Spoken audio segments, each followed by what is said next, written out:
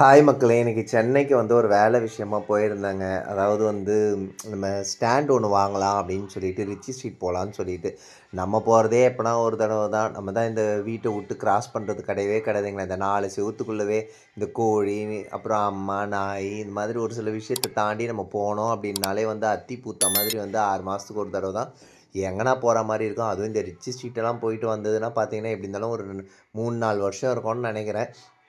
சரி எந்த டைம்க்கு கடை தொறப்பாங்க அப்படின்றது நமக்கு தெரியாது. காலையிலே கிளம்பிட்டோம் அப்படின்னா, நம்ம ஊர்லேருந்து ஃபாஸ்ட் ட்ரெயின் நெறைய இருக்கும். அதுக்கேத்த மாரி காலையிலனா ஒரு 10 நிமிஷம், 15 நிமிஷம் கேப்ல நெறைய ட்ரெயின் இருக்கும். மத்தியானத்துக்கு மேல பார்த்தீங்க அப்படின்னா, 1 ஹவர் ஒன்ஸ் தான் ட்ரெயின் இருக்குன்றதுனால, காலையிலேயே எல்லா வேலையும் முடிச்சுட்டு கிளம்பிட்டேங்க. நான் இங்க ரிச்சி ஸ்ட்ரீட் ரீச் ஆகும்போது பார்த்தீங்கன்னா, மணி 9லேருந்து ஒரு 9, 10 இருக்கும். கடைங்கள்லாம் எதுவுமே தொறக்கல. கேட்டா 10 மணிக்கு தான் தொறப்பாங்க அப்படின்னு சொன்னாங்க. நம்ம வாங்க போற ஸ்டாண்ட் எந்த ஐடியானே தெரியாம முதல்ல போய் எப்படி வாங்குறது?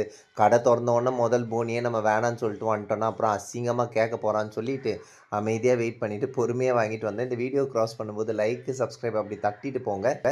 எல்லாரும் ஹேப்பியா இருங்க. பாய் மக்களே!